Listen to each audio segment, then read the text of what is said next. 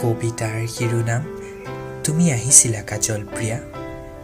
কবি জ্ঞানজ্যোতি গগৈ। পাঠ কৰিছে হীৰকজ্যোতি বৰা। এখোজি দুখোজি কৰি কাজল প্ৰিয়া আগুৱাই আহিছিলা তুমি। তোমাৰ খোজৰ লহৰত কঁপিছিল মোৰ হিয়া।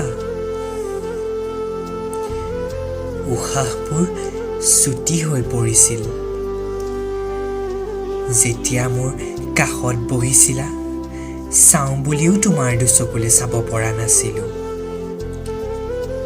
মাতিব খুজিও তোমাক শব্দহীন হৈ পৰিছিলোঁ। তোমাৰ ওঠৰ ক'লা তিলটোৱে বাৰে বাৰে আমনি কৰিছিল। উতলা কৰি তুলিছিল মোক তোমাৰ দুচকুৰ কাজলে।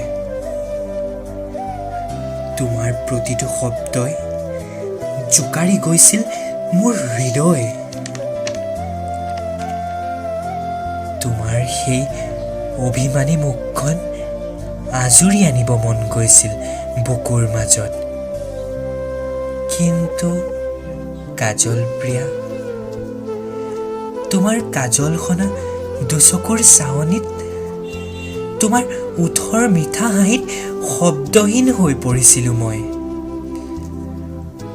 ক'ব মন গৈছিল মোৰ হৃদয়ৰ কথাবোৰ তোমাক, কিন্তু তুমিচোন আঁতৰিয়েই গ'লা।